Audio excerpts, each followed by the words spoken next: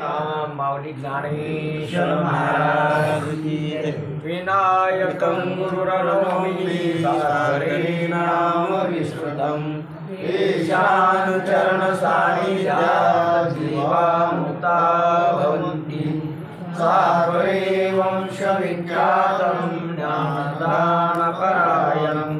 विनायकं गुरुरवन्दे भवबन्धैर्नमुक्तैः ज्ञान प्रताप विलसत वचनामृतंच अद्वैत भाव पटुता गीतरुद्रस्य ज्ञानेश्वर भगवानावतीर्णयो श्रीरंगनाथ गुरुराज नमोस्तुभ्यं।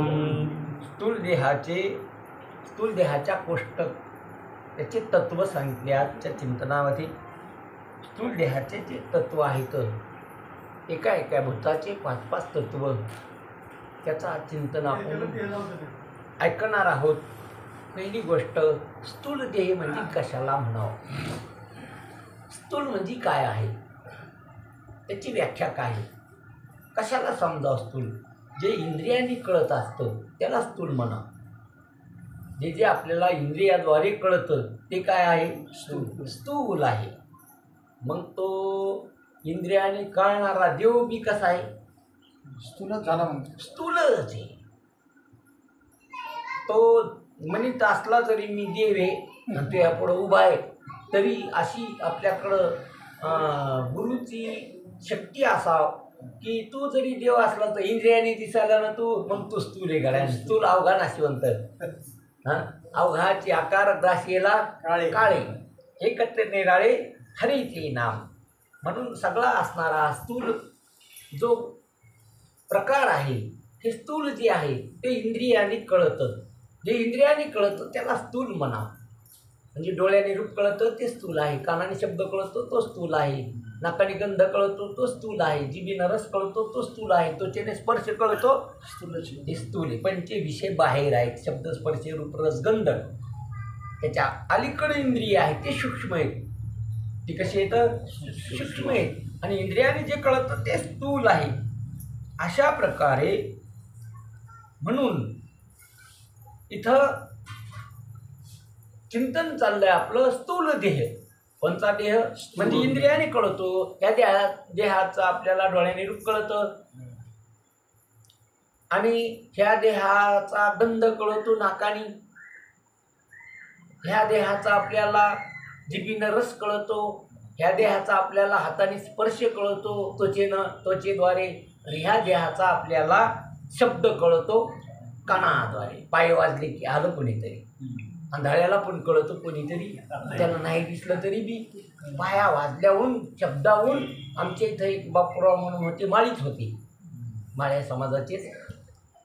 नुसता माणूस बोलला की ओळखायचे ते, नुसता माणूस बोलला की एवढंच नाही बोलला आणि नुसतं जरी जाऊन धरलं द्यायला असं तरी ते नुसत्या स्पर्शाने ओळखायचे। काय आणखीन असं आहे की काही माणसं नोट जरी दिली त्याच्या हातात असं चापीतून सांगत तरी 50ची येईल,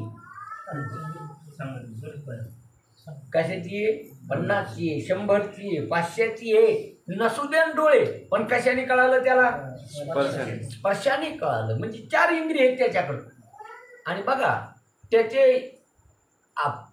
बघा जास्त शक्ती डोळ्याद्वारे आणि श्रवणाद्वारे वाणीद्वारे खर्च व्हावी, बोलण्यात आणि पाहण्यात शरीराची ऊर्जा जास्त काय व्हावी, खर्च व्हावी। ते उघडे येतं, बोललं तर ऐकू येतं। तुम्ही काही ऐका, बोललं की काय येतं, ऐकू येतं। तुमच्या मनावर आहे पुन्हा ते काय ऐकायचं, पण डोळं सतत कसे असते, उघडे जास्त, म्हणून डोळ्याद्वारे जास्त काय होती, शक्ती खलास होती। आणि वाणीद्वारे बघा 2 तास बोलणं 10 कोस चालणं इतकी शक्ती लागते। 2 तासात बोलण्यात जितकी शक्ती खर्च होती तितकी 10 कोस चालण्यात जितकी शक्ती खलास होती तितकी 2 तास बोलण्यात काय होती, खर्च होती। म्हणजे बोलण्यात आणि डोळ्यामध्ये शरीराची ऊर्जा जास्त उतरते, बॅटरी खलास होते। म्हणून मुख्य माणसं जास्त दिमागबाज असते, तशी बहिरी बुकी त्याची बुद्धी जरा ह्या माणसापेक्षा कशी असती, विशेष असती. म्हणून ध्यानात घ्या या गोष्टी. म्हणून स्थूल कशाला म्हणावं, तर जे इंद्रियाने कळतं त्याला काय म्हणावं, स्थूल कळतं. आणि याच्यात पहा, हे सगळं मायाकार आहे. 5 विषय आणि 5 असणारे पंचमहाभूत, हे विषय पंचक आणि भूत पंचक हे तमगुणाचं कार्य आहे मायाच्या. हे कोणाचं कार्य, मायाच्या तमगुणाचं कार्य. पंचविषय आणि 5 भूत, पृथ्वी पाणी अग्नी वारा आणि आकाश, हे पंचमहाभूत. शब्द स्पर्श रूप रस गंध, हे पंचविषय, हे तमगुणाचं काय कार्य. आणि पंचकर्म इंद्रिय आणि पंचप्राण हे मायेच्या रजगुणाचं कार्य. ज्याच्यात कर्म होतं ते रजगुण असतं. म्हणून पंचकर्म इंद्रिय आणि पंचप्राण हे कोणाचं कार्य, रजगुणाच्या, मायाच्या रजगुणाचं कार्य. हे 3 गुणात्मक माया आहे. आणि पंच ज्ञानेंद्रिय अंतकरण पंचक, ज्ञानेंद्रिय पंचक आणि अंतकरण पंचक मिळून 10, हे सत्वगुणाचं कार्य मायाच्या. म्हणून हे सगळा पिंड ब्रह्मांड त्रिगुणात आटलेलं आहे. कशात आटलंय, नक्की माया कार्य. पुन्हा तमगुण, रजगुण आणि सत्वगुण, ही त्रिगुणात्मक जी सृष्टी आहे ही मायेचा खेळ आहे. माया नटलेली त्रिगुणानी, माया चव्याली त्रिगुणाला. म्हणून आकार तेवढा तमगुणाचा आहे, क्रिया तेवढ्या रजगुणाच्या, विचार तेवढा सत्वगुणाचा. याच्यात तुमचं काय, काहीच नसून अंगावर घेतलं तुम्ही, काहीच नसून. आकार कोणाचा, तमगुणाचा. क्रिया कोणाच्या, रजोगुणाच्या. आणि विचार कोणाचे, सत्वगुण. त्याला कळत नाही काही.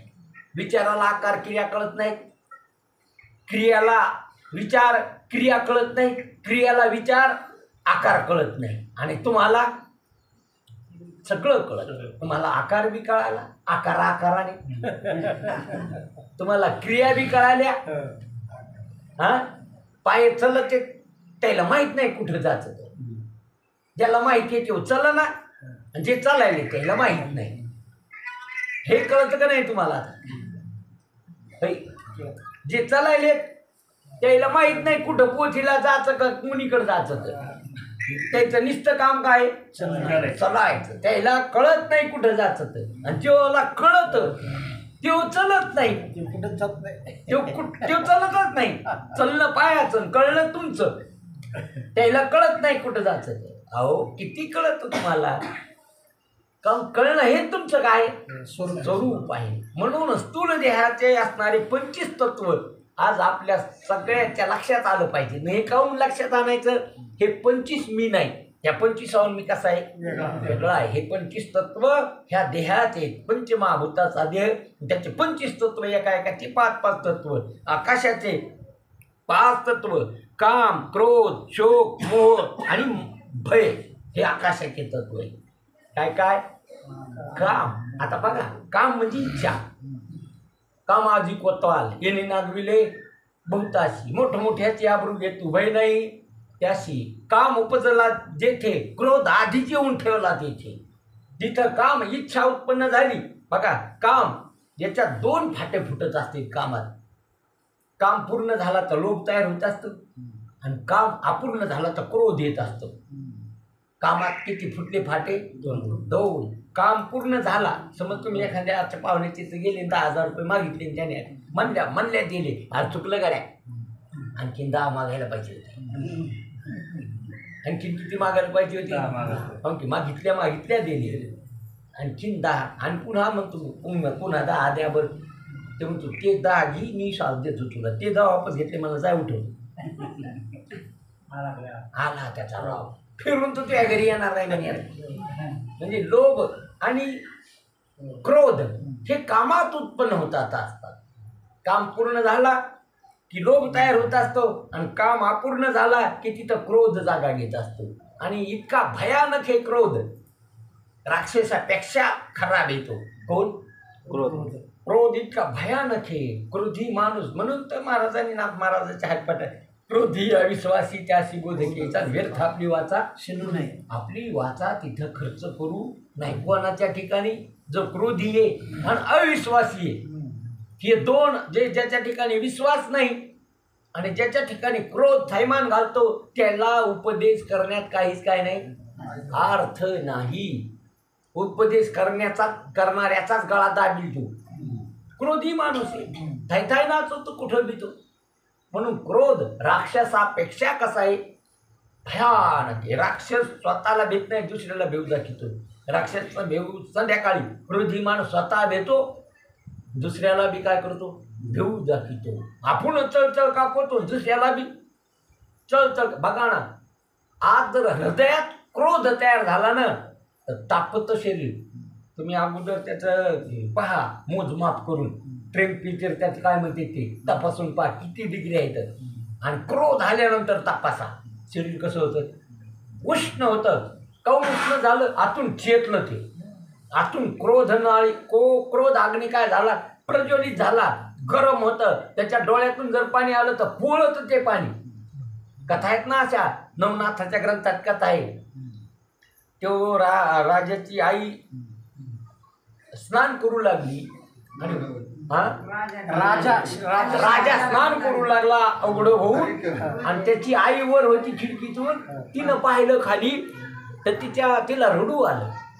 एवढा कोमल ही, इतक्याच्या जरी स्त्री असल्या तर ही राजवैभव जाणार आणि पोरग नरकाला जाणार. हे राजवैभव कौरक राहणार हे 16 याचा. ह्या स्त्रिया कौरके असणार, याच्या सेवा करणार. एक दिवस हे शरीर गेल्यानंतर पुढं कोणतं शरीर याला मिळेल, हे वैभव पुढं राहणार नाही. सत्ता संपत्ती जाईल ठाईचे ठाई, पुढे संचित जाईल ग्वाही. तुका म्हणे ये माज्ञा.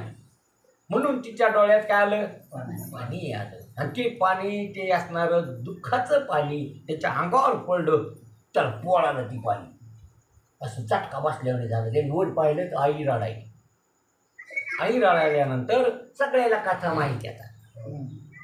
म्हणून दुःखाचे आसू आणि आनंदाचे आसू, दुःखाचे आसू गरम असतात आणि आनंदाचे आसू थंड असतात.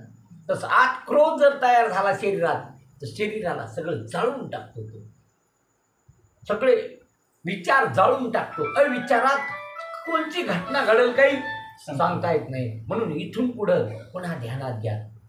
जे पोरं मोबाईलला सोडित नाही ते जास्त संकट झाले. कशी झाली, इतके संकट झाले. मोबाईल घेतला की ते मोठ्याने रडतं, नाही तर दन दन पाय हाणतं, नाही तर जे हातात असेल त्याला फोडून टाकतं. काय झाला त्याला, काय आला, क्रोध आला. इथून पुढची संतती मोबाईल नाही की बिघाडलेली आहे. म्हातारे बिघडे, पोरं बिघडते, याच्यात काय नाही. कोण बिघडे, पोरं बिघडतील असं म्हातारा आपलं चालू जास्त म्हाताऱ्याचं बोल. झोपी गेलं तरी हातवर करतं ते. असं त्याला वाटतं झोपण्यातच असलं ते. म्हणजे पुढची पिढी इतकी क्रोध आहे. बघा, पहिले माणसं किती शांत होती, पण काही म्हणा, कधी कोणावर राग बन नाही, काय नाही. आता नाकाच्या शेंड्यावर म्हातारं पोराला बोललं की लगेच पोरगं त्याच्यावर काय होतं, बिघडत होतं. ऐका कलीचा महिमाने, असं त्या शिरीची जण पापा देती अनुमोदन करीती हेळण, संताचे पुत्र होईल पित्याचा वैरी. असं कलीचं महिमाने.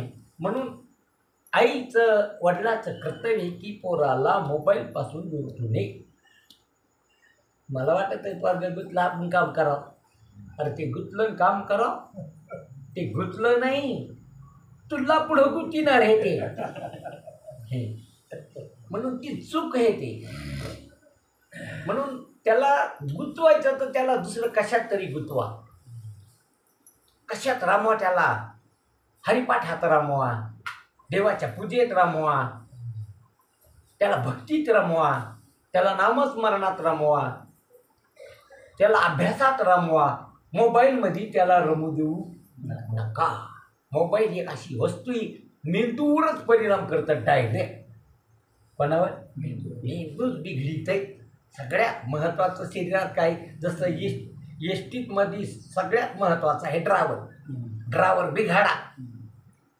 काय होईल एस टीचं काही सांगतात. तसं इथं मेंदू ड्रायव्हर आहे, ड्रायव्हरच जर बिघाडा तर या शरीराचं काय होईल काही सांगता येत नाही. म्हणून मेंदूवर त्याचा परिणाम होतो.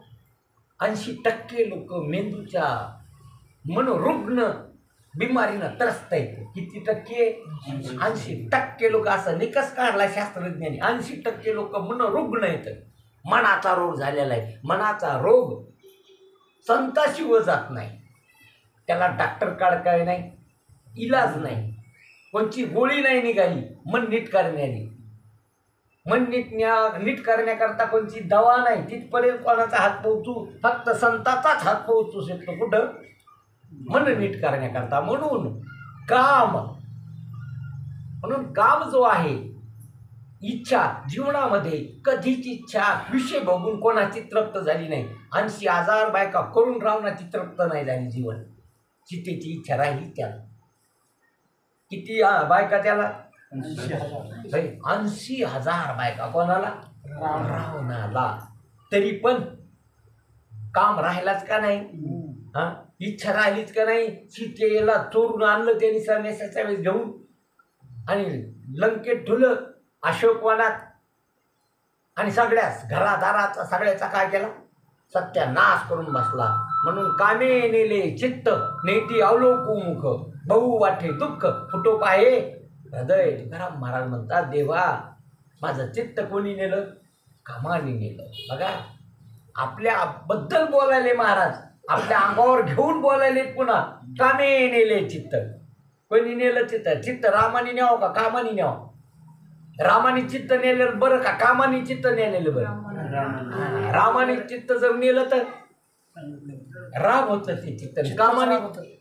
कामाने चित्त नेलं तर बहु वाटे दुःख फुटो पाहे हृदय. हृदय फुटून जाची पाळी आली ह्या लोकांकडे पाहून. यायचं चित्त कोणी नेलं? बघा, ज्या चित्तात काम आहे तो रावण आहे, ज्या चित्तात राम आहे तो राम आहे. ज्या चित्तामध्ये काम नाही राहिला तिथं राम आहे, आणि जिथं काम आणि व्यग्र चित्त आहे तोच रावण आहे ह्या जगात. कोण रावण? 10 इंद्रियाने विषय भोगतो, म्हणजे 10 तोंडे आहे तो. किती इंद्रियाने भोगतो? 5 कर्म इंद्रियाने 5 ज्ञान इंद्रिय. असा 10 तोंड्या रावण येतो. जसं रूपक केलेलं आहे ना पोथीत. कोणाचं? रावणाचं. किती तोंड होते त्याला? 10 तोंड होती. मग हे 10 तोंड्याला ज्याला काम आहे आणि 10 इंद्रियाने जो भोग भोगतो तोच कोण आहे? रावण आहे. इच्छा कधी पूर्ण होत नसते, अतृप्त जीवन होऊन ते पडत असतो. म्हणून काम हे आकाशाचं तत्व आहे. कोणाचं? आकाशाचं. क्रोध त्याच्या पुढचा. म्हणून भयानक हे क्रोध. काम क्रोध झाडीले मांग, आईचा जोगवा जोगवा मांग. हे बघा, हे परमार्थाला आड येणारे वैरी आहेत. हे परमार्थाला बघा, परमार्थाचे आड येणारे कोण येते? म्हणून परमार्थ दरीचे भुजंग जे महाराज म्हणतात, परमार्थावर बसलेले भुजंग येते. म्हणून काम आणि क्रोध महाराज म्हणतात हे झाडून काढा आधी विचाराने. त्याला थारा देऊ नका, त्याला जागा देऊ नका, त्याला जवळ घेऊ नका, त्याचा आश्रय करू नका, विचाराने त्याला तुमच्याकडे येऊ देऊ नका.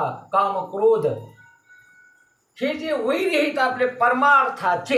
कशाचे? अरे परमार्थाचे नाही, तुमचं जीवन खलास करणारे वैरी येते. एक एक असा बहादर येतो. बघा, इंद्र भग पडले कामनेनं, चंद्र काळा झाला, निस्तार राखण राहिला दुर्जत. नारद भजन चुकला.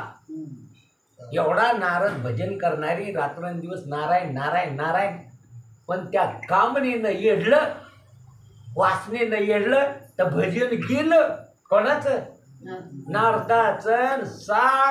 61 लेकरं झाली त्याला. नारदाचा नारदी झाला आणि मग एका भिल्ला संग लग्न नाही, असंच लव्ह मॅरेज झालं त्याची जंगलात. तिथं कशाचं बामन गिबन, आणि संसार केला. 60 लेकरं, 61 काय झाली? पोरगी झाली. नारदाची फजिती झाली राव भजन करून. कशाने? कामनेनं, इच्छेनं. म्हणून हे भजन मार्गीचे मार्ग जे महाराज म्हणतात, भजन मार्गीचे कोण येते? मांग घेत, मार्ग घेत.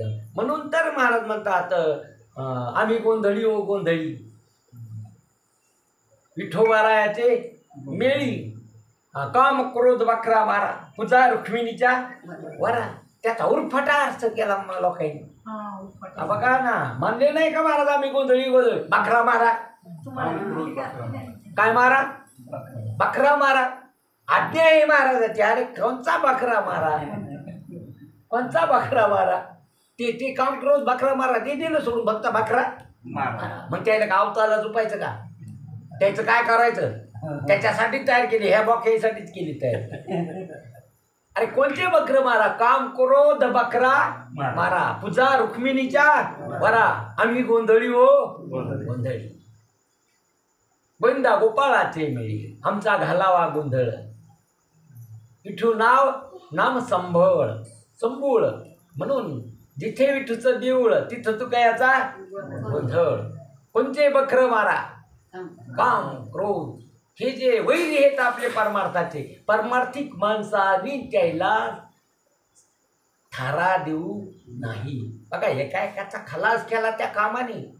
दुर्योधना मारली गदा घेतला प्राण, यडका मदन, केवळ पंचानन. केवळ इच्छेमुळं दुर्योधन मेला. 5 गाव जरी देत होता तो तरी दुर्योधन मरत नव्हता. पण तुम्हाला सुईच्या टोकावर बसेल इतकी निधी काय देणार नाही? स्वतः परमात्मा शिष्टीला गेले तरी त्यांनी ऐकलं नाही. मग स्वतः देव म्हणले तसा नाही का तू, मग आता मर. म्हणून कामाने लिहिलं त्याला. म्हणून ध्यानात घ्या, हे आकाशाचे तत्व आहेत. काम क्रोध शोक.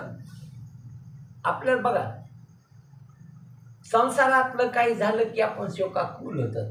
काय लेमठं नाही लागत आपल्याला शोक करायला. व घरून जरी नेलं तरी आपला काय होतो? चेहरा उतरतो. व घरून व म्हशीचं आणि बियाचा ही शोक. आपल्याला संसारात काहून शोक करायलेत माणसं? जरसं काही झालं की काय करतो? शोक होतो, शोक. म्हणून जीवन बघा विचारसागरामध्ये आभासाच्या 7 अवस्था सांगितलेल्या आहेत. 7 अवस्था आहेत. आभास म्हणजे कोण? अंतःकरणात जे प्रगट चैतन्य आहे त्याला आभास म्हटले. ते भासलेलं आहे अंतःकरणात. व्यापक चैतन्याचं, सामान्य चैतन्याचं प्रगटीकरण अंतःकरणात, त्यालाच विशेष चैतन्य म्हणलं, त्यालाच आभास म्हणते. आभास भासलंय त्या अंतःकरणाच्या संबंधामुळं, अंतःकरणाच्या उपाधीमुळं, बुद्धीच्या उपाधीमुळं. आणि त्या आभासाच्या विचारसागरात 7 अवस्था सांगितलेल्या आहेत. म्हणून मलविक्षेप आवरण ह्या बंधन रूप येतात. 3 झाले. ह्या कशा येतात? बंधन रूप. मल विक्षेप आणि आवरण. मल म्हणजे पाप, विक्षेप म्हणजे अंतःकरणाची चंचलता, आणि आवरण म्हणजे आत्मा न कळणे. हे 3 दोष आहेत. हे किती दोष येतं? मल विक्षेप आणि आवरण हे जीवाच्या ठिकाणी येतं. हे 3 दोषांनी युक्त कोण आहे? जीव आहे. म्हणून नामस्मरण करायला सांगितलं संतांनी, त्यांनी पाप जात असतं. तरणाग्नी वेळे समरस झाले, तैसे आम्ही केले जपता आहे. म्हणून नित्य नामस्मरण केलं ज्यांनी, निष्काम काही इच्छा न धरता देवाचं नामस्मरण केलं, त्याच्या चित्तात पाप राहत नाही. ते पहिलं पाप जळून जातं, पुढं पाप होत नाही. म्हणजे कसं झालं? ते चित्त निष्पाप झालं, निर्मळ झालं. जसं तुम्हाला कडबा खाऊ वाटत नाही तसं त्याला पाप करू वाटत नाही. इतकं निर्मळ होतं. तुम्हाला कडबा खाऊ वाटत का? किती भूक लागली तर कडबा खाताल का बरं तुम्ही? हां, शिळी भाकर खातात पण काय खाणार नाही? म्हणजे वासनाच नाही तुम्हाला काय खायची. आम्ही का बैल इतका कडबा खाणार?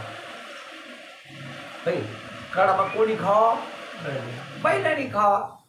तसं अंतःकरणामध्ये पाप करण्याची काय नाही राहत, इच्छाच नाही राहिलं. निरी पाप असं त्याला करावंच वाटत नाही. कोणी करायचं सांगितलं तरी तो करीत नाही. निर्हित म्हणजे पाप राहिलंच नाही त्याच्या अंतःकरण. निर्मळ चित्ते झाली नवनीते. निर्मळ झालं चित्त.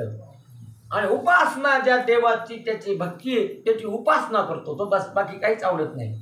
तो मज व्हावा, तो मज व्हावा, वेळोवेळ व्हावा पांडुरंग, उपासनेची दृढ चालू व्हावी. त्या उपासनेनं, त्या ध्यानाने, त्या अवस्थेनं त्याचं अंतकरण स्थिर होतं, शांत होतं अंतकरण, विक्षेप राहत नाही, काही मिळवायचं नाही, काही टाकायचं नाही, विक्षेप राहिला नाही. आणि असं निष्पाप आणि स्थिर अंतकरणात असं अंतकरण घेऊन श्रवणाला बसला की तिचं आवरण जात असतं, अज्ञान जात असतं. आणि अज्ञान गेल्यानंतर ज्ञान होत नसतं, मीच ज्ञान स्वरूप आहे असं अनुभवाला येत असतं, अशी अनुभूती येत असते. अज्ञानाची निवृत्ती होत असते, ज्ञान होत नसतं, कारण की ज्ञान हे तुमचंच काय स्वरूप आहे. म्हणून आत्म्याला आत्म्याचं ज्ञान होत नसतं. आत्माच कसा आहे? ज्ञान स्वरूप, फक्त आवरण घालायचं ते संतांच्या संगतीत जात असतं. म्हणून या मलविक्षेप आवरण ह्या बंधनाला कारण येतात. प्रोक्ष ज्ञान आणि अप्रोक्ष ज्ञान. अगोदर कळत असतं आत्मा आहे, आत्मा आहे, अनात्मा बी आहे, आत्मा बी आहे. जसं आता पोळा होऊन गेला, आदल्या दिवशी खांडमळीच्या दिवशी सांगितलं की उद्या जेवायला आहे, उद्या काय, किंवा आता पंक्तीच्या दिवशी सकाळी सांगितलं वारकरी की तुम्हाला आता चुलबंद आवतं नाही घराला बरं तुमच्या. हे सांगणं प्रोक्ष आहे. हे सांगणं कसं आहे? ज्यावेळेस तुम्ही जेवले, तृप्त झाले, त्यावेळेस कोणतं ज्ञान झालं? ते अप्रोक्ष. मग सांगितलं तुम्ही काय वरण झालं, काय भाजी झाली, काय शिरा झाला, काय भात होता, कवा जेवल्या कळे. म्हणून तृप्ती झाल्यावरी साधने सरती अपेशी, आत्मतुष्टी तैशी करणे नाही. जसं तृप्त झाल्यानंतर कोणतं साधन करायचं काम नाही.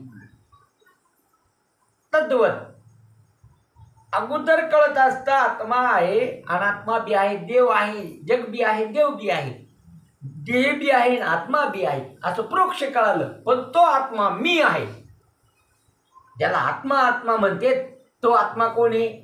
मी आहे. हे सगळं अनात्मा आहे. जे जे कळण्यात येतं ते अनात्मा आहे. आणि जे ज्याला हे कळतं तो मी आत्मा आहे. ऐम आत्मा नित्य उपलब्ध, माझा आत्मा मला नित्य कसा आहे? उपलब्ध आहे. नित्य तुमचा आत्मा तुम्हाला कधी गमाला? मम आत्मा गमाला कधी? कधीच नाही. नित्य उपलब्ध आहे. जागृती स्वप्ना सुसुप्तीचे तुम्हाला सोडून कधीच नाही. नाही तुमचं ते काय स्वरूपच आहे. आत्मा हे तुमचं काय स्वरूप आहे. म्हणून हे झालं अप्रोक्ष ज्ञान. मीच आत्मा आहे असा निश्चय, दृढ निश्चय झाला. निश्चयाचे बळ तुका म्हणे ते असं दृढ निश्चय झाला. त्या निश्चयावरून तो आता ढळायला तयार नाही. हे अप्रोक्ष ज्ञान. आणि पुढच्या ह्या ज्ञानाला सहकार्य करणाऱ्या प्रोक्ष ज्ञान आणि अप्रोक्ष ज्ञान, हे ज्ञानाला प्राप्त करून देणाऱ्या अवस्था येतात. आणि पुढच्या मोक्ष स्वरूप येतात. शोक नाश. याच्यामुळे सांगतो आपला शोक. असं कळाल्यानंतर मी आत्मतत्व आहे असं ज्याला कळालं त्याला अनुभूती येत असते. त्याला कशाचा सुख करीतो? त्याच्या शोकनाश झाला. त्याच्या जीवनात कोणताच काय नाही राहिला, शोक राहिला नाही. सारी झाली मिली लटके वचन बद्धमुक्त शिन तुका म्हणे. काही झालं नाही, काही मेलं नाही, कशाचा शोक करीत तो? स्वप्नात स्वप्न आहे, स्वप्न पडलं तुम्हाला, आणि स्वप्नात तुमचं लग्न झालं, चटच लेकरण बाळण, चटच बायको मेली आणि जागे झाली, बसले रडत. असं झालं कधी? झालं कोणाचं? स्वप्न झालं, लग्न झालं, लग्नात काय झाले?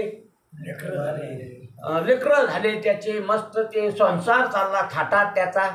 आणि तीच बायको मेली लग्नात, त्या स्वप्नातली लेकरू मेले, चटच मेले, चटच मरुदी, एकटीच राहती मला, रोटगा वाईल तुला, सासरा मरुदी, नंदीला खरंच होऊ दे,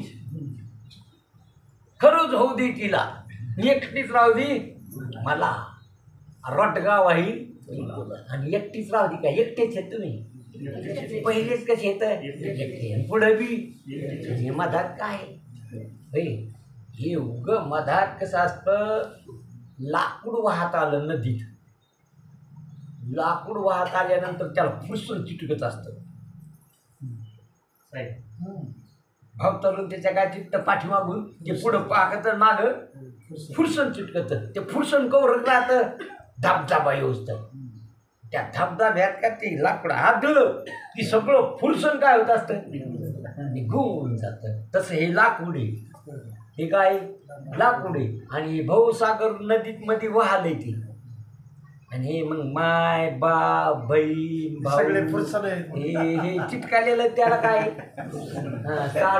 साडू मेहुणी साडू भाऊ हे सगळं काय चिटकालेलं आहे फुरसण. हे फुरसण कवरत राहतं चिटकालेलं. मरणरूपी धबधबा आल्यावर मृत्यूरूपी धबधबा आला आणि ते आदळ की सगळं फुरसण काय होतं अब मर गई दुनिया डुब गई चट्ट पांगत फुरसण तिकडं. म्हणून शोक कोणाचा शोक कोणाचा करा शोक अरे काहीच नाही तर शोक करायचा नाही. शोकनाश झाला त्याच्या जीवनात काय नाही राहिला शोकनाश. आणि जिथं शोक नाही राहिला कोणची वासना नाही राहिली कोणची इच्छा नाही राहिली इतकं अंतःकरण स्थिर झालं त्याचं की जसा जिथं वारा नाही तिथं तो दिवा जसा जळायला स्थिर न हलता स्थिर जळायला तसं याचं अंतःकरण कसं झालं इतकं स्थिर झालं आता ते काशानीच हलायला अस्थिर व्हायला तयार नाही त्याचं अंतःकरण. कारण की बाकी सगळं खोटं आहे असं कळालं म्हणून अस्थिर व्हायला तयार नाही. इतकं स्थिर समाधी हरीची सम सुखवीन न साधेल जाण दैत्य बुद्धी हरीची समाधी लागली आता उठेवेशे मना घेत नाही नारायणा किंवा त्याच्यात झाले समाधान तुमचे देखिले शरण. ते अंतःकरण इतकं स्थिर झालं की आता त्याच्यात चंचलता कत्तही राहिली नाही. स्थिर झालं स्थिरावली वृत्ती पांगुळले प्राण अर्धोन्मलित नेत्र झाले. याला उन्मलित अवस्था म्हणते. नेत्र डोळे झाकले बी नाही डोळे उघडे बी नाही अर्धोन्मलित नेत्र झाले. वृत्ती पंगुळ झाली वर याला तयार नाही अंतर्मुख झाली वृत्ती. तुका म्हणे मग नाही सुखाचे शेजारी शोकनाश आनंद व्याप्ती. अंतःकरणात सगळी कशाची व्याप्ती आनंदाची अवघे त्रिलोकी आनंदाचे. आपल्याला आनंद करंज्या खाऊन आता याले घरू घर वास आपला आनंद का बुंदी खाऊन गुलाबजामू खाऊन आपला आनंद पाहाय. शिव आनंद हे का दुःखाला आमंत्रण आहे. ते आनंद हे का दुःखाला आमंत्रण आहे. दुःखाला आमंत्रण हे 5-5, 10-10 हजाराचा किराणा आणला सगळ्या घरादारांनी खाल्ला एकाला पुन्हा 5-5 हजार रुपये लावले म्हणजे 50 हजारात घर बुडालं. डॉक्टरची भरती पण एका डॉक्टरची नाही जवळ आहे ना आता पुन्हा इथे यायला संजीवनी जडीबुट्टी. म्हणून हे भोगे रोगे जोडो निया दिले काऊन की खाण्यात एकदम बदल झाला ना. खाण्यात एकदम कोणचा बी खाण्यात एकदम बदल गेला की प्रकृती निघेल. अहो ऋतूत बदल झाला तर प्रकृती निघेल. पावसाळा गेला लगेच हिवाळा आला की त्या 8-15 दिवसात इतके पेशंट घेतात दवाखान्यात. काऊन ते ॲडजस्ट करण्याकरता तो ऋतू ॲडजस्ट करण्याकरता काहीतरी काळ लागतो प्रकृतीला. एकदम ॲडजस्ट होत आणि मग तसं तुम्ही आता एकदम आता वरण भाकरम पोळी सोडून दिली पडले ना काढून 2-3 हे ते नाही 2-4 रोज ते मधात पूर्णाच्या पोळ्या येतात मधात. उद्याच असते वाटायचं नाही हो कवडा लावून खायचे हात पण बाहेर जायचे नाही. वारे वा लक्ष्मी सोट्टी नाव तिचं म्हणजे लक्ष्मी नाव तिचं का लक्ष्मी कवडा बंद करून आत खाती. लक्ष्मी म्हणल्यावर ती अशी उदार असाव लक्ष्मी म्हणल्यावर उदार असाव लक्ष्मी ह्याची चिंगट हात पण बाहेर धुऊ देईन.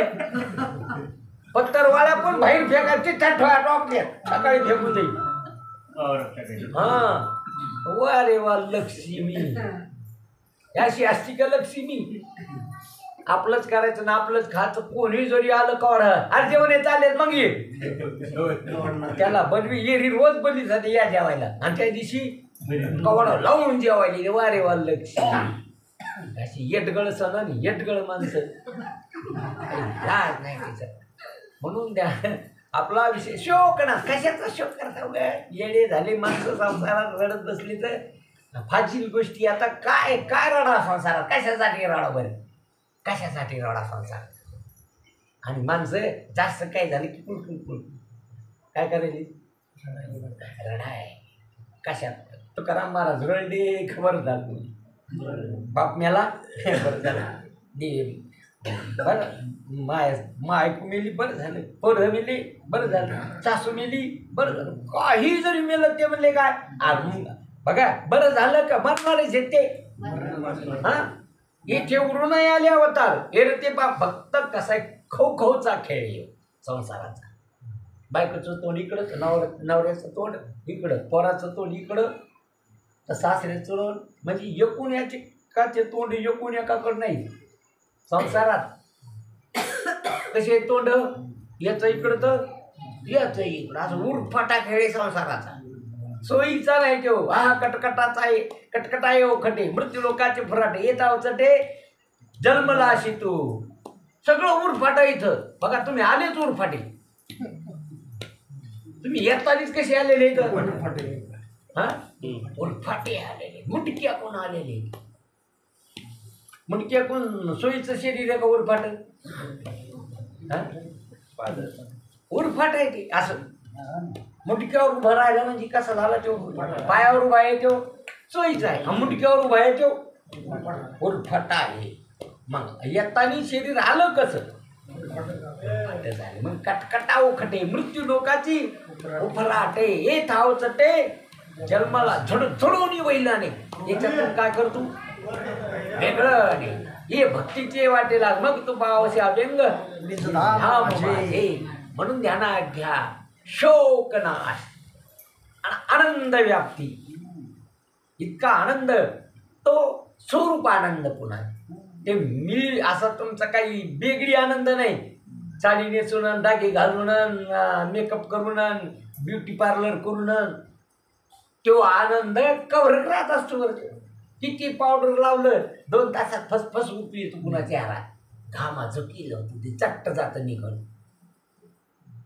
किती जरी तुम्ही नटले तर तो आनंद कवरक राहतो. हा दिवाळीचा आनंद कवरक राहतो. पुन्हा शिमगा येतो बोंबलायला. आला पुढं काय लय मोठं दिवाळ झालं नाही याच्या मागं. पोरी आणल्यान हेन गैन कपडे घेऊन तवा त्याला ते कसं असते ते कातड निघत नाही कळत त्याला. दहा चट कातड निघत मग बोंबलं तर पुढं आलाच महिन्याला का सिंह लागला बोंबलायला. म्हणून हे जे आनंद आहे काय आनंद आहे संसारात? आनंद आहे असा असा आनंद का संसारात? काय संसारात काय मिळत आनंदासारखं? काहीच नाही. त्या आनंदाच्या पाठीमागं खूप दुःख आहे. क्षणभर सुखाचा धरीला अभिलाष स्त्रीने केला ना भाऊ पुढे फार दुःख आहे. उग 2 दिवसात तुम्ही असणारे नवरदेव झाले तर घरात मावनात, गावात मावनात, कुठं मावनात, नवऱ्या झाल्या तर कुठं मावनात ह्या. हा आणि मग लागल्या रडायला कव्हा? वर्ष 2 वर्षातच भांडणं सुरू होते त्याचे. कोणाचे? हा लगेच 2 वर्षात सुरू होतं कुटाकुटी. पाय खेळ आनंद. काय आनंद आहे संसारात? कोणाला झाला होणं शक्य नाही. नाही तर होईल कुठून? सगळं दुःखाने भरलेलं आहे. फक्त आनंद आहे परमात्मा. आनंद स्वरूपी आत्मतत्व. आणि इथे त्याला प्राप्त झालं म्हणून आनंद व्याप्ती. अंतःकरण कशाने व्यापलं? स्वप्नीचे हे दुःख कोणी न देखे डोळा. नामाच्या प्रतापे भये सुटले कळी काळा म्हणून हे आकाशाचे 5 तत्व ध्यानात घ्या. त्याच्याबद्दल आपण खूप चिंतन झालं. काय काय? काम, क्रोध, लोभ, मोह आणि भय. आणि सगळ्याला मरणाचं काय? भय आहे. कशाची भीती आहे? मरणाची भीती. जे नाही त्याचीच. जे तुमच्याकडं नाही, तुमचं नाही, खरं बी नाही, त्याचं काय? भय. भयाने जीवन जगायला. भयग्रस्त जीवन आहे आपलं. निर्भयता आहे का? नाही. भयग्रस्त. कशात बघा तुम्हाला नाही मरण आणि ज्याचं तुम्हाला वाटतं ते राहावं ते नाही राहत. पळणाऱ्याच्या मागं लागली तुम्ही ते राहत नाही. शरीर राहत नाही आणि तुम्ही मरत नाही. न मरणाऱ्याला भीती कशाची वाटायली हा? आणि ते तर रोजच मरायले. सकाळचं दुपारा मेलं, दुपारचं संध्याकाळी मेलं, कालचं आज मेलं, नाचचं उद्या मरणार कोण? शरीर. रोज मरायले ते श्वासाने मरायले. 24 तासामध्ये असणार 21,600 त्याच्या अर्धाला मेलं ते. 24 तासात किती बारे मेलं? 21,600 बार.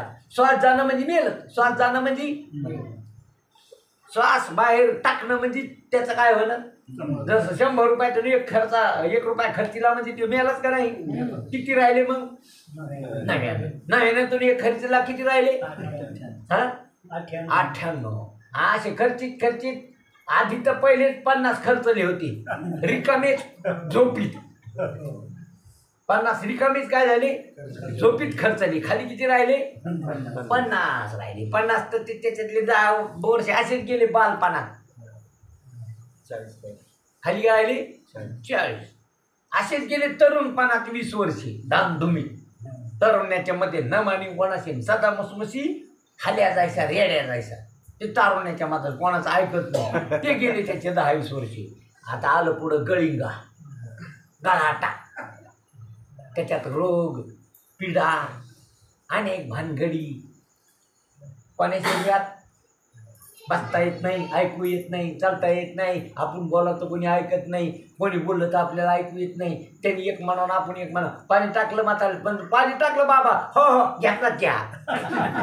त्याला एक म्हणव ते एक म्हणतं ताट वाढ बाबा तुम्हाला. नाही नाही मी झाले आंघोळ. एक म्हणत एक बोलत ते. हे अशी अवस्था होती पुढं. म्हणून ध्यानात घ्या दादा, संसारात आनंद नाही. आनंदासाठी संसार करू नाही. त्याच्यात आनंद कोणाला झाला नाही. म्हणून आनंद व्याप्ती हे मोक्ष येतो. मोक्ष झाल्यानंतर शोकनाश होत असतो, आनंद व्याप्ती होते. आणि भय, म्हणून भय कशाचं आहे आपल्याला? भीती कशाची? मरणाची. कशाची भीती आहे? सर्पाला भेटो का सर्प डसल्यावर मरतो माणूस भेटो का सर्पाला भेटो? सर्प डसून जर माणूस मेला नसता तर तुम्ही सर्प खेळायला आणले असते. लेकरायला खेळायला काय दिले असते? सर्प दिले असते. काऊन? मस्त गुलगुल मस्त लेकरू खेळत रमलंय लेकरू. कशा सगळं पाळले असते सर्प घरात मस्तपैकी ठुले असते घरात. पण घरात सर्प दिसला की दारात सगळी.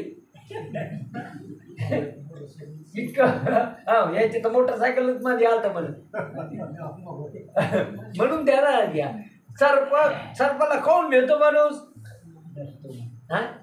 जसं एका माणसाला डाव्या पायाला इचू डसला आणि उजव्या पायाला सर्प डसला, मग त्यांनी आधी सर्पचा इलाज करावा का इच्छाचा? त्याचं दुःख नाही. सर्प दुखत नाही डसल्यावर, काही त्रास होत नाही जास्त. इच्छाचा नाचितो माणसाला ते ज्याला डसला त्यालाच माहिती बिचारायला कसं होतं तर. हो अब सगळ्या अंगाला घाम येतो, नाचतो ते माणूस. सर्पाचं काय नाही, ते बोन पडत नसतं तितके बोट, बाकी काहीच त्रास होत नाही. आणि मग त्याचं वीज जर मेंदूत गेलं तर मग तिथून लहरायच्यात आणि मग झेंडू फुटतो, मग मरून होतो. कुठं गेल्यावर? मेंदूत गेल्यावर. तो काही होत सगळ्या रक्तात ते मिसळतं आणि रक्तात त्या सगळ्या पेशी मारून टाकतं.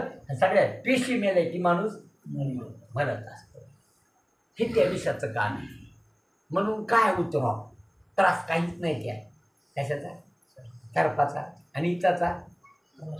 हां ते थै. मग आता ज्यांनी दुःख जास्त होतं तेच आधी उतरावं ना. हां ज्यानं मरतो माणूस ते आधी उतराव.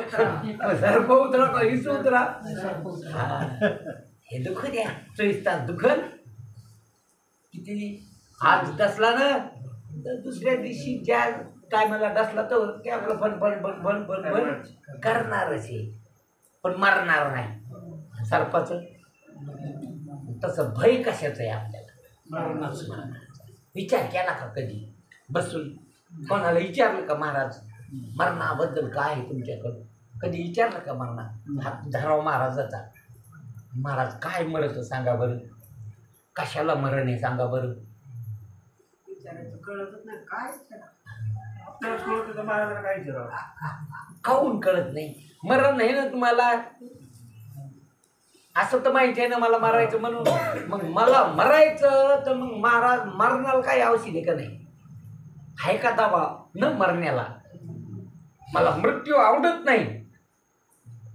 मग मला मृत्यू आवडत नाही, पण मृत्यूचं भय ते कशाने जाईल? अहो भूत लागलं तर भूताच्या उतार्याकडे जाता तुम्ही.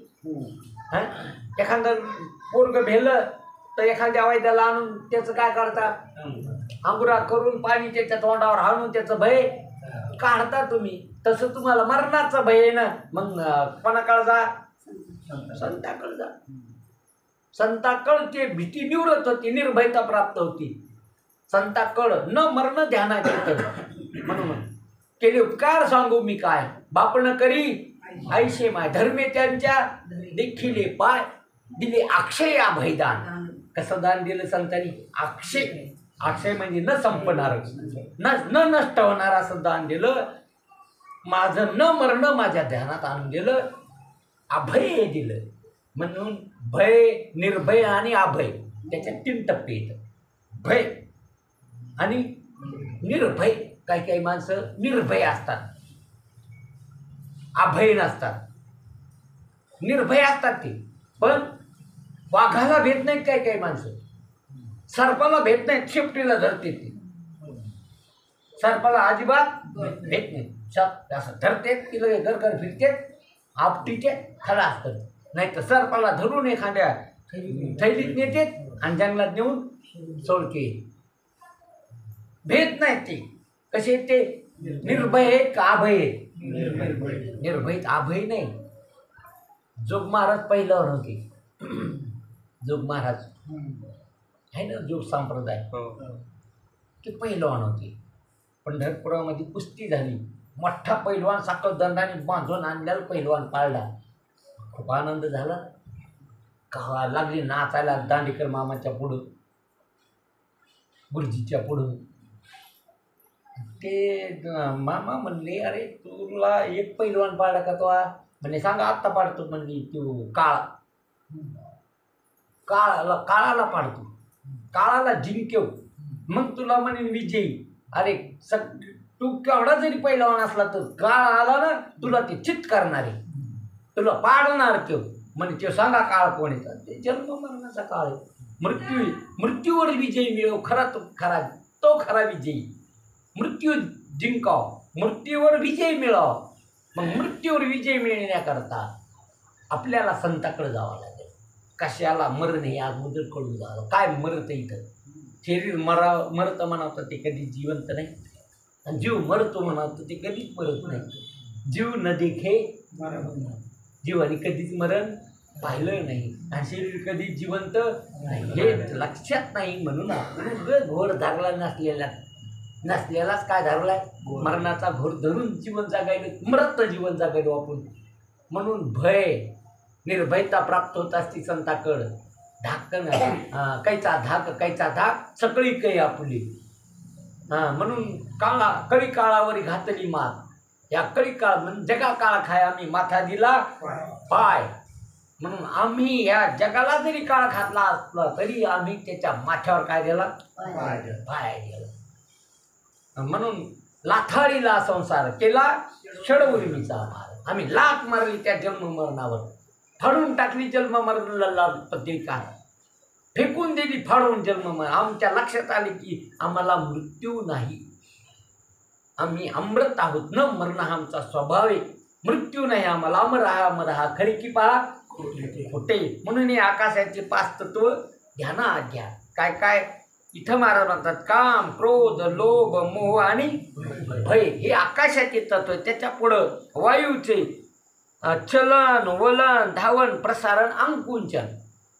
हे शरीरात जे झालं ना, चलन, वलन, धावन, अंकुंचन, प्रसारण, हे कोणामुळं झालं? वायूमुळं झालं. याच्यातलं जर वायू गेलं तत्व तर चलन बंद, वलन बंद, अंकुंचन बंद, प्रसारण बंद, चटच बंद. त्यालाच लोक म्हणते मड. त्यालाच काय म्हणते, त्याच्यातून प्राण गेला, वायू तत्व निघून गेलं. आकाश गेलं का? नाही. पृथ्वी गेली का? नाही. फक्त वायू बघा, अग्नी जो राहिला ते केवळ वायूमुळे राहिला. अग्नी जिवंत राहतो वाऱ्यामुळं, वारा नसला तर अग्नी राहत नाही. मग तिथं काय गेला? वारा गेल्यामुळं अग्नी गेला. आणि अग्नी नसला तर पाणी राहत नसतं. अग्नी नसल्यावर कारण की अग्नीपासून काय तयार झालं? पाणी. आणि पाण्यापासून पृथ्वी तयार झालेली, असं आहे ते. अगोदर आकाश तयार झालं, आकाश पोकळी तयार झाली, त्याच्यात वारा आला, वाऱ्यामुळं अग्नी तयार झाला, अग्नीमुळं पाणी तयार झालं, आणि पाण्यामुळं पृथ्वी तयार झाली. अशी सृष्टीचा काय नियम आहे. अगोदर काय केलं ईश्वराने? आकाश तयार केलं. आकाशात मग काय आला? वारा आला. आकाशात वारा आल्यामुळं काय तयार झाला? अग्नी तयार झाला. अग्नी तयार झाल्यामुळं पाणी तयार झालं, पाण्यामुळं पृथ्वी तयार झाली. तसंच हे शरीराचं बी. आणि ह्या सृष्टीमध्ये 3% पाणी आहे आणि 4 आणेच पृथ्वी. काय पाणी किती टक्के आहे या जगात? हा, 3/4 आणि पृथ्वी 1/4. म्हणजेच हा, 1/4. म्हणून शरीराला जास्त पाणी लागत, अन्न कमी लागत. आणि जर जास्त अन्न खातो, कमी पाणी पितो, तो रोगी होत असतो. म्हणून जास्त रोगी होतो. म्हणून पाणी किती प्यावं? जास्त प्यावं. आणि अन्न कमी खावं. असं पाणी प्यावं. नाही प्यावं वाटलं तरी प्यावं पाणी. काहून की याला जास्त कशाची गरज आहे? पाण्याची गरज आहे. याच्यात जास्त पाण्याचा भाग आहे. याच्यात जास्त पाणी लागत आहे याला. अन्न कमी लागत आहे याला. पण आपलं उरफाट आहे. अन्न जास्त खायचं, पाणी वगैरे जास्त प्यायचं. त्यांनी मग ते सगळं बिघडत आहे. म्हणून इथं वायूचे 5 तत्वे: चलन, वलन, धावन, प्रसारण, अंकुंचन. त्याच्यात पुढं तेजाची क्षुधा, तृष्णा, आलस्य, निद्रा आणि कांती. हे असणारं तेजाची म्हणजे अग्नीची 5 तत्वे. तहान लागणे, भूक लागणे. कोणाची? उन्हाळ्यात जास्त तहान लागते, हिवाळ्यात कमी तहान लागते. उन्हाळ्यात उष्णता असल्यामुळं काय लागते? जास्त तहान लागते. उन्हाळ्यात माणूस इतकं पाणी पितो की आता जितकं पितो त्याच्या चौपट पितो.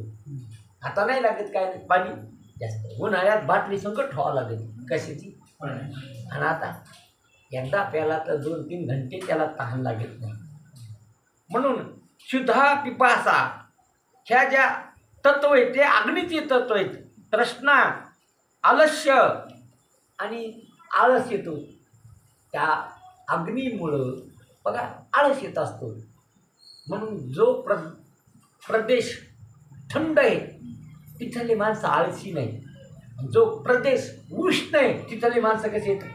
आळशी. लक्षात घ्या. सकाळी सकाळी काम करावं वाटतं, म्हणून दुपारच्या पाऱ्यात आळस येतो माणसाला. आराम करावं वाटतं. कधी? हां. म्हणून आपलं शेतकरी येतं, पारात झाला का झोपा आवतं. 12 वाजले का सोडा आवतो. काऊन सोडा आणि काऊन झोपा? काय कारण? 12 वाजले की आवतं, काऊन सोडा? ऊन आहे. उन्हात काम करता येत नाही, तहान लागती, भूक लागती, आळस येतो. कधी? उन्हात. म्हणून क्षुधा, तृष्णा, आलस्य, निद्रा आणि पुन्हा कांती, तेज. शरीरात अग्नी आहे तोपर्यंत शरीरावर तेज आहे. याच्यातला अग्नी गेला की भयानक दिसतं ते. काय गेला की? अग्नी गेल्यानंतर असं दिसतं का मड? कसं दिसतं ते? भयानक दिसतं. त्याचे डोळे, त्याचं शरीर हे असं भीतेत माणसं. कशाला पाहू? तुम्हाला भेटतं का कोणी पाहू? तेज आहे त्याच्यात. कशाचं तेज आहे? ते अग्नीचं तेज आहे. बघा लक्षात घ्या. तुमची जर पचनक्रिया बिघडली ना आतली, तर लगेच शरीरावर निस्तेजपणा येतो, सुकून जातं शरीर. काय आल्यावर? जठराग्नी बघा ना, तो का ज्ञानेश्वर महाराजांनी मांडे भाजली पाठीवर, हातलाच काय पेटीला होता, योग अभ्यासाने जठराग्नी पेटीला होता. तसा गॅस पेटून स्वयंपाक करता ना तुम्ही, काय पेटून, गॅस पेटून, तसा त्याने पाठीवर गॅस पेटीला होता. कुठं, पाठीवर जठराग्नी पेटीला, आणि लाल बंद झाली पाठ. पहिला मांडा टाकला तर धुपणच झालं सगळं झोपडीमध्ये. खिडकीतून धुपं जाऊ लागलं. करपाला तो मांडा भाजूनच गेला. चाट खेचर स्वामी म्हणे, या कट्ट्याला कोणी गेलं विस्तू, मी बंद केलं होतं, कोणी यायला काय देऊ नका, विस्तू देऊ नका, खापर देऊ नका. कोण्या कुंभाराने खापर दिलं त्या कुंभाराची लावतो सोय. कोणी इस्तू द्यायला कोण्या बाईनं तिची बिकाय लावतो सोय. म्हणून असा खिडकीतून पाहू लागला. कोण, खेचर स्वामी. पाहिलं तर ते पाठीवर, दादा लय अग्नी झाला, जरा कमी करा गॅस, कर पाहिले. लगेच काय केला, कमी केला. जसं तुम्ही तुम्हाला करता येते कमी असतं ते, असं असं फिरलं की काय होतं, कमी असतं. असं केलं की जास्त होतं. मला नाही कळत बरं, पण असं म्हणते मी पाहत होती. तसं जर काय करा तुम्ही, कमी करा. ते लय तापलंय तुमचं ते. पहिला मांडा तर भाजूनच गेला, म्हणजे जळून फेकून द्यावा लागला तो. म्हणून थोडा कमी केला माऊलीनं, आणि मग त्याच्यावर मांडी भाजली. ते कोण पाहला, नवलेच केलं त्यांनी. खरंच कामी म्हणे, खापरलं नाही आणि कोणी विस्तू बी त्या. असं पाहिल्यावर कोणाचा नाही अहंकार जाचा. आहो पळत तर गेला, म्हणून डोकं ठेवलं मुक्ताबाईच्या चरणावर. मला मांडा खाचा म्हणे, प्रसाद खाचा. उठ म्हणे इथून, विस्तू द्यायला नाही, खापर दिलं नाही, आता मांडा मागायला का तू, सांडे उठ. छिटकारलं मुक्ताबाईनं. माऊलीचे पाय धरले. माऊली पण अरे आलं लेकरू, शरण आलं ना त्यो. चलो वाढा सगळ्याला तर मांडे, सगळे बसले. खेचर स्वामीला बी काय द्याला, मांडा द्याला. आणि खेचर स्वामी मग शिष्य झाले, आणि नामदेव महाराजांची गुरु झाले. पुढं औंढ्याला गेले, तिथं राहिले औंढ्यामध्ये. आणि नामदेव महाराजाला उपदेश केला. आपलं चाललं कशामुळे मधात काऊन कथा सांगायच्या तुम्हाला, जरा झोप जाती, आळस जातो. जेवण केलेलं आहे जरा, म्हणून काहीच असतो आळस होतो. आळस आळस बघा, आळस्याची बहीण सख्खी झोप आहे. तिघी जणी आहेत त्या. ती पहिली हे जांभाळी, आधी पुढं झाली तिची झोप. तू पाहुणी बरं, तू जाय पुढं. पण झाली ती जांभाळीला. ती जांभाळी येते, हाय गाड्या इथं जमत आहे आपलं, म्हणून ती आधी येऊन जागा गिगा झाली ती. मग म्हणते आळसाला ये तू आता. मग येतो आळस, मग आळस हाका मारतो कोणाला, झोपीला. मग झोप येते, मग डोळ्याला म्हणते झाका आता. आधी डोळ्याला काय देते ती, आज्ञा देते, आता पाहू नको, झाकून घे. मग ती घेतं झाकून डोळे. झोप लागते. कीर्तने बैसता निद्रे, नागविले मनाही गुंतले, विषय सुका. म्हणून ही जांभाळी आळसाचाच कार्यक्रम आहे. आणि झोपीला आमंत्रण कोण, म्हणून जांभाळी येऊच नाही पोथीमध्ये. कुठे येऊ नये. तुम्हाला जेवताना येते का जांभाळी, नोटा मस्ताना येते का जांभाळी, नाही. आता लक्ष्मीचं मखर करताना येते का जांभाळी, नाही. मग त्या लक्ष्म्या पुढं त्या राशी म्हणताना येते का जांभाळी. अशी बाई ऐकली का तुम्ही स्वयंपाक करता करता जांभाळ्या द्याली, अजिबात नाही. हां, जांभाळ्या का व्हायच्या आता, पोथीत बसल्यावर. गुंड कवा येते, पोथीत बसल्यावर. आळस कवा येतो, पोथीत बसल्यावर. इथं येतो काय, आळस. म्हणून इथं आळस येऊ नये, इथं जांभाळी येऊ नये, आणि इथं झोप कतई येऊ. तुम्ही फुसकटावर जागायले, राशीवर झोपायले. म्हणून आपाचे क्रोध, म्हणून इथं शुद्धा तृष्णा आलस्य निद्रा कांती आणि आपाची म्हणजे पाण्याची, शुक्र, शोणित, लाला, मूत्र, श्वेत हे पाण्याचे. आप म्हणजे पाणी. पाण्याचे पातळ भाग शरीरात. शुक्र म्हणजे रक्त. कसं आहे ते पातळ आहे, ते पाण्याचा भाग आहे. शुक्र. शोणित म्हणजे रक्त. शुक्र म्हणजे घा असणारा लाळ. शुक्र म्हणजे घाम, लाळ, मूत्र आणि श्वेत म्हणजे घाम. असे 5 भाग. आता शुक्र, आता याचा अर्थ लय गहन आहे. जे पातळ भाग आहे शरीरातला. बघा, अन्न खाल्ल्यानंतर 3 भाग होतील त्याची. अन्नाचं रक्त तयार होतं, अन्नाची विष्ठा तयार होती, त्याचा सूक्ष्म भागाचा शुक्र तयार होत असतो. त्याच्या सूक्ष्म अन्नाच्या सूक्ष्म भागापासून काय तयार होतं? शुक्र. असं म्हणून हे पाण्याचा भाग आहे. शुक्र, शोणित म्हणजे रक्त, लाळ, मूत्र आणि श्वेत म्हणजे घाम. हे पाण्याचा काय शरीरात तत्व आहेत पाण्याचे. ह्या पंचमहाभूताच्या शरीराचा जे पंचमहाभूतातलं एक तत्व आहे पाणी, त्याचे हे तत्व आहेत. पृथ्वीचे अस्थि म्हणजे हाड. अस्थि म्हणजे आपण म्हणतच नाही, अरे ते अस्थि गुंडाळी करते एखाद्या झोडक्यात, टकुरीची गुंडाळी पुन्हा कुठली तुम्हाला आता सगळे त्याच्यातलेच माणसं आहेत ना. खापरीची, त्याला काय म्हणजे अस्थि. अस्थि म्हणजे हाड.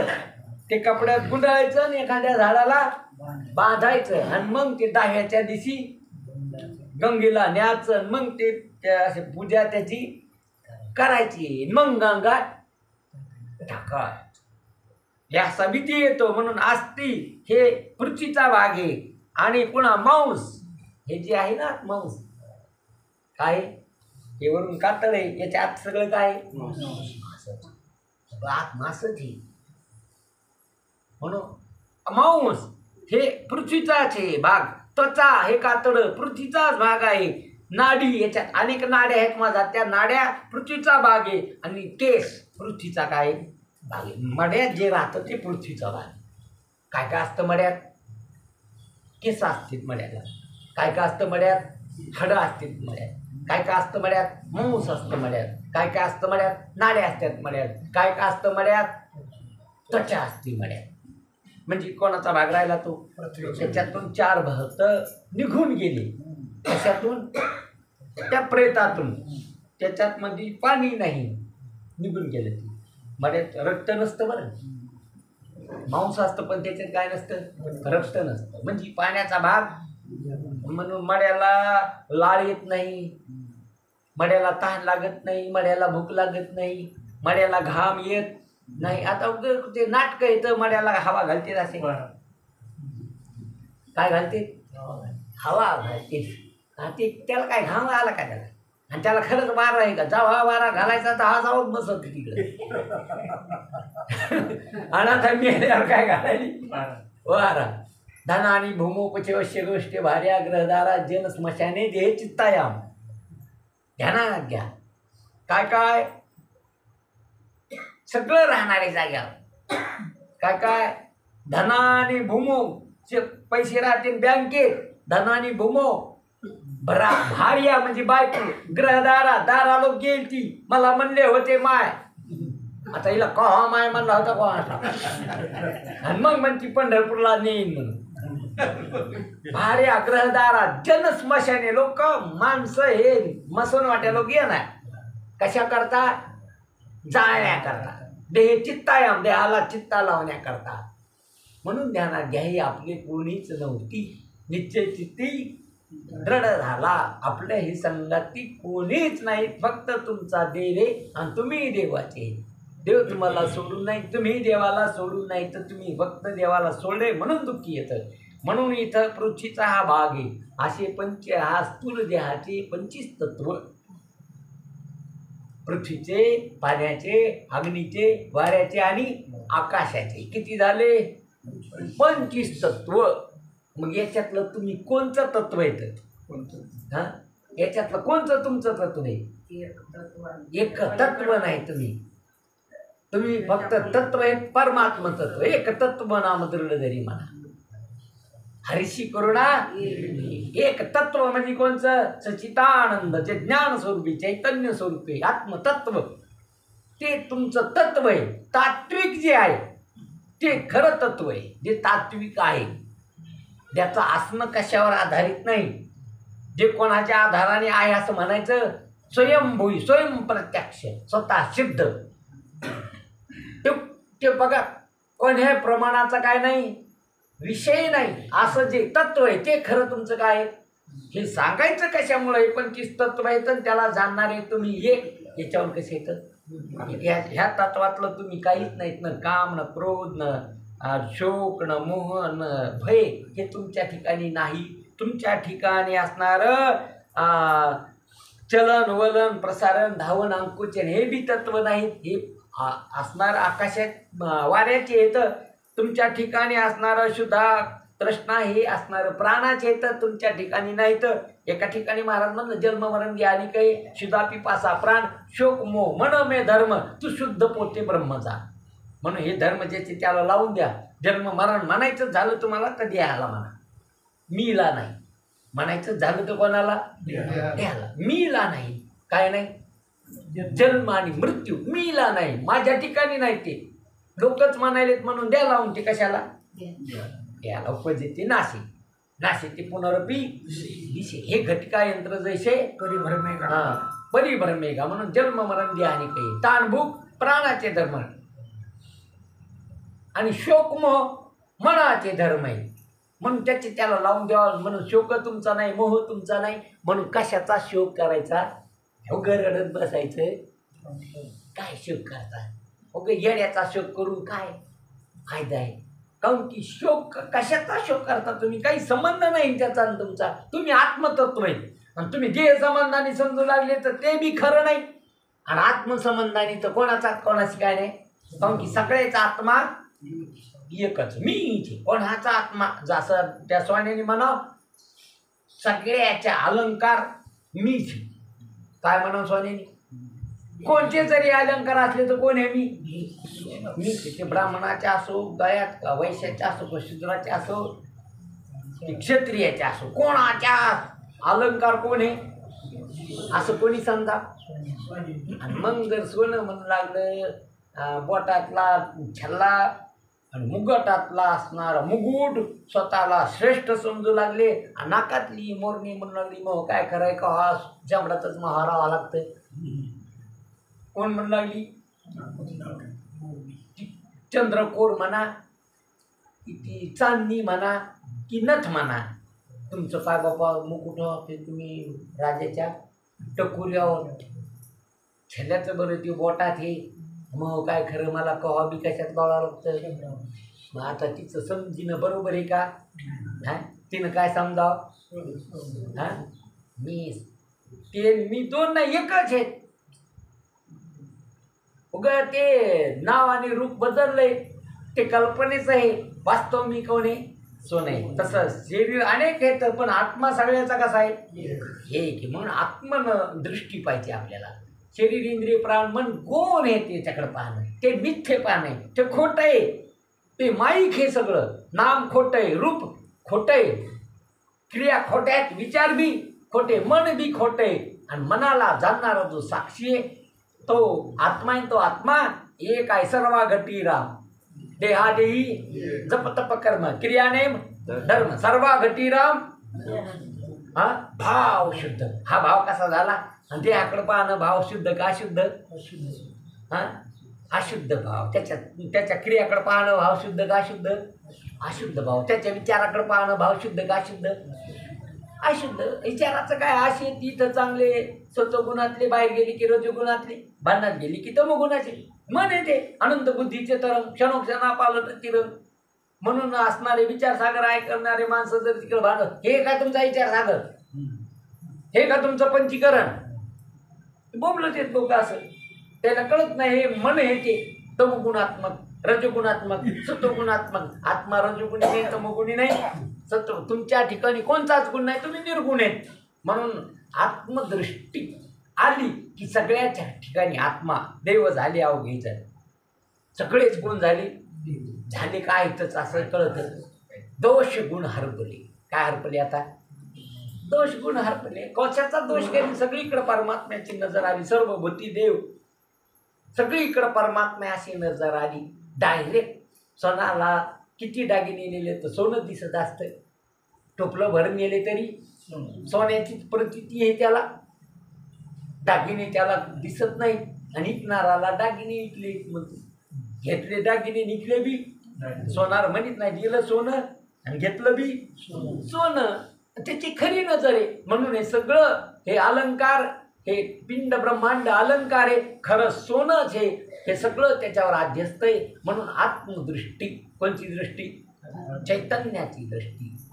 आत्मदृष्टी आली, सगळी गुण दोष गेली. एकच आहे सगळीकडे, अद्वैत आहे. हे सांगण्याकरता इतकं सांगावं लागलं.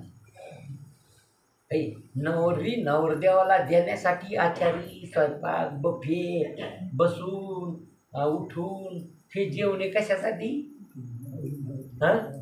ही एवढा मांडण, ती भाज्या, त्या वराडणी, ती नाणं धुणं, हे सगळं कशा, हे आहेरण, हे सगळं कशासाठी?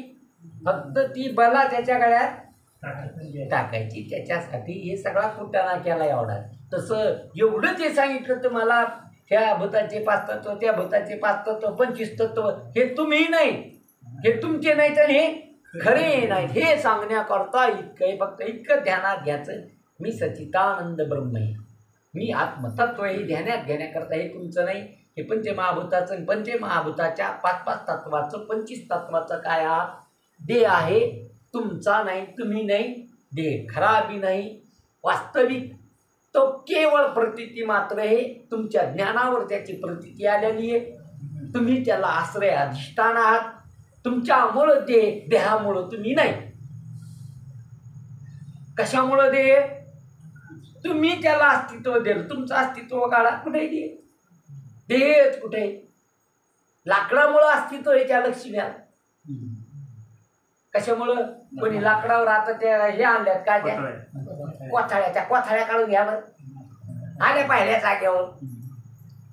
आता उभ्या कशामुळे आहेत? त्या कोथाळ्यावर. तसं हे कोथाळ्या देह कशावर उभा आहे? ज्ञानावर. ज्ञानावर असणारा अध्यस्त आहे. आश्रय आणि अधिष्ठान याला ज्ञान आहे. म्हणजे तुम्ही हे तर तुमच्यावर अध्यस्त आहे, कल्पिते खोट आहे. हे कळण्याकरता इतकं सांगितलं. उद्याचा विषय उद्या पाहू. पुंडलिका वरदी.